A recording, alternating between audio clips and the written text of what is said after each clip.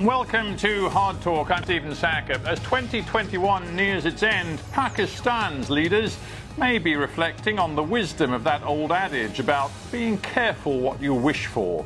Islamabad has long aided and abetted the Afghan Taliban, and now they are back in power.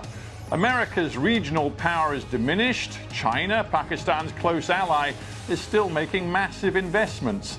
So does this all add up to good news for Pakistan? Well, not necessarily. My guest is National Security Advisor Moeed Yousaf.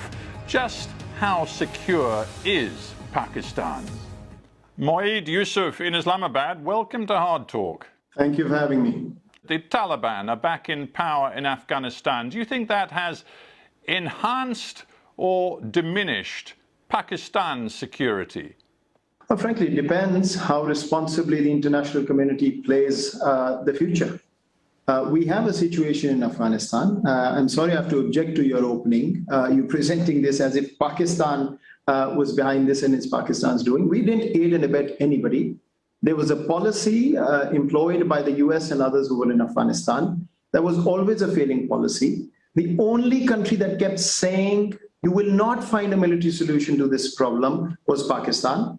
Our advice was not heeded too. We kept saying negotiate from a position of strength. We weren't listened to. We were blamed.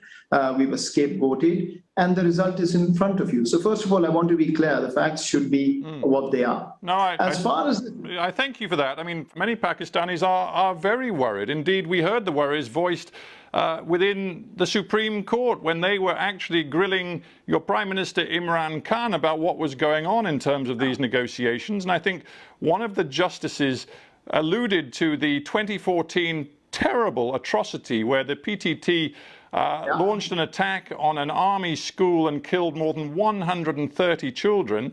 And the justice said this to Mr. Khan. He said, is the government going to sign a document of defeat with those who killed these children? Are we going to surrender once again?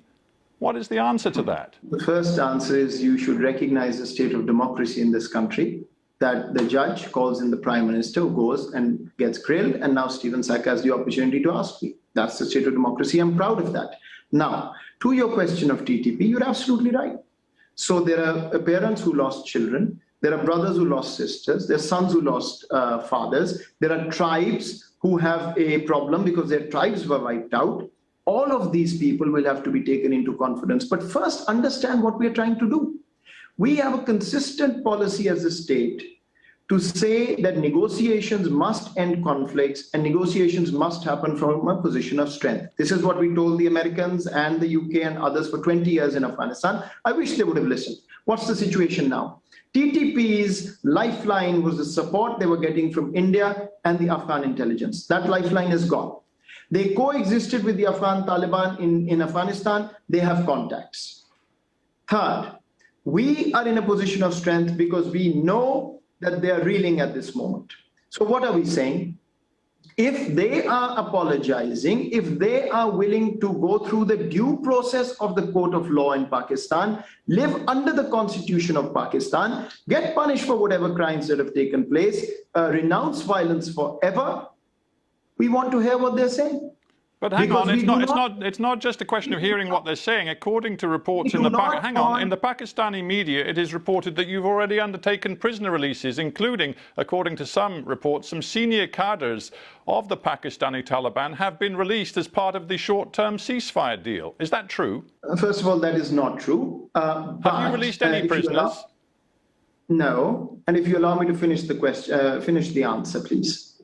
What I'm explaining to you is, we're hearing them out on whether they are serious about this or not. Because there are families, there are kids, their wives and children, thousands of Pakistanis who may be linked with them in one way or another, but a state's job is not to kill another Pakistani. We are going to try our level best to ensure that Pakistani citizens are safe without any more blood being spilled on either side.